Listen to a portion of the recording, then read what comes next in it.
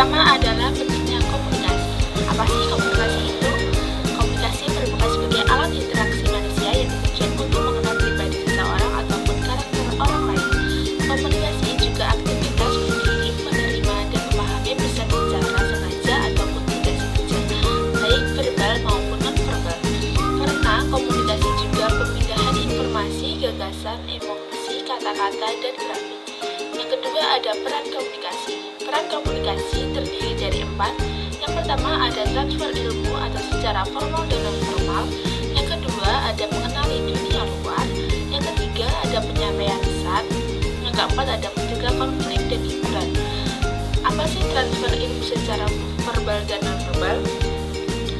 Baik, penjelasannya yaitu ilmu pengetahuan yang berkembang saat ini dapat diperoleh dari berbagai sumber atau tidak hanya didapatkan secara formal melalui bangku sekolah ataupun perkuliahan, tetapi informasi akan ilmu pengetahuan bisa didapatkan dari berbagai channel atau sumber. Komunikasi formal digunakan untuk memberikan transfer ilmu dengan melibatkan banyak elemen seperti tempat, keberadaan pendidik, peserta didik, waktu, informasi pendidikan, dan proses komunikasi. Yang kedua ada mengenali dunia luar. Memasuki abad 21, ilmu pengetahuan dan teknologi berkembang begitu cepat.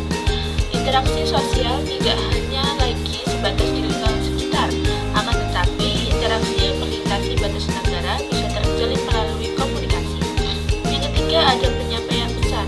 Komunikasi dalam berinteraksi antara sesama berperan menyampaikan pesan. Dalam prosesnya, pesan yang disampaikan harus jelas dan tepat. Hal ini sering ditemukan dalam proses belajar mengajar antara seorang dosen dan mahasiswanya. Yang keempat ada mencegah konflik. Kerap kali konflik muncul dari dan terjadi dalam suatu hubungan antar pribadi, kelompok, bahkan terjadi pada suatu organisasi. Konflik timbul disebabkan adanya komunikasi yang kurang baik sehingga membutuhkan teknik penyelesaian atau proses negosiasi yang dapat dipahami dan diterima oleh kedua belah pihak. Yang kelima ada hiburan. Dalam penyampaiannya, komunikasi membutuhkan seni sehingga menjadi media untuk seseorang bebas berekspresi. Topik ketiga yaitu ada hambatan komunikasi. Komunikasi dalam organisasi tidak selamanya berjalan baik dan lancar. Seringkali dijumpai dalam suatu organisasi terjadi salah paham antara anggota dengan anggota lainnya ataupun atasan dengan karyawannya mengenai pesan yang mereka sampaikan dalam berkomunikasi. Hambatan komunikasi terdiri dari 3. Yang pertama ada hambatan yang bersifat teknis. Hambatan bersifat teknis adalah hambatan yang disebabkan oleh berbagai faktor seperti kurangnya sarana dan prasarana.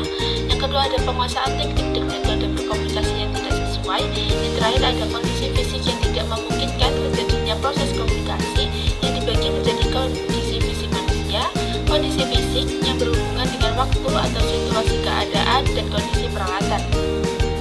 Hambatan yang kedua adalah hambatan semantik. Hambatan yang disebabkan kesalahan dalam menafsirkan, kesalahan dalam memberikan pengertian terhadap fakta atau kata-kata, kalimat, kode-kode yang dipergunakan dalam proses komunikasi. Hambatan yang ketiga ada hambatan perilaku.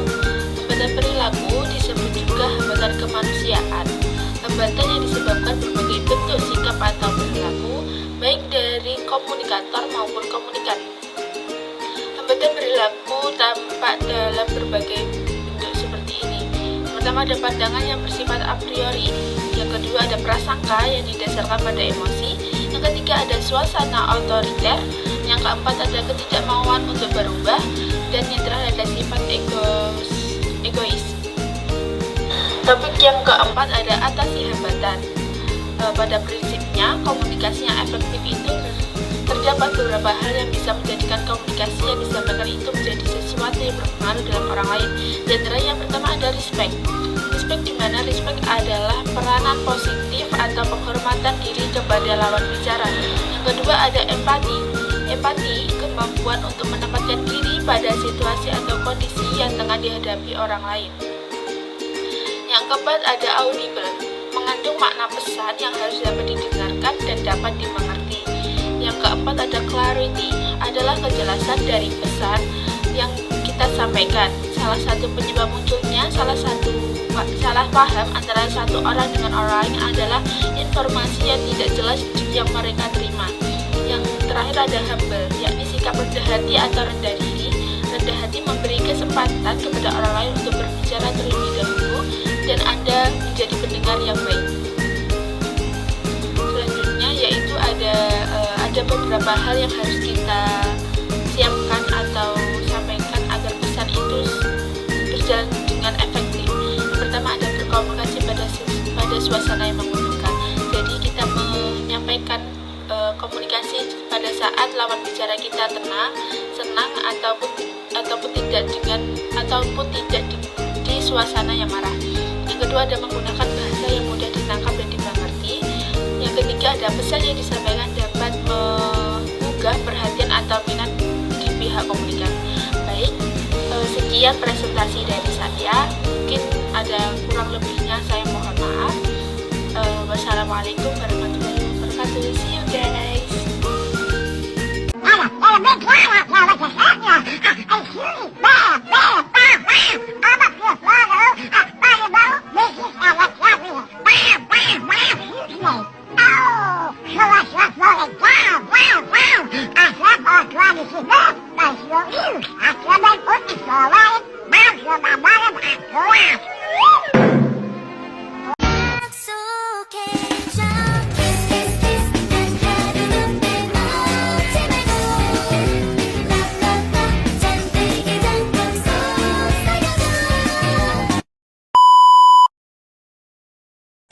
Thank you.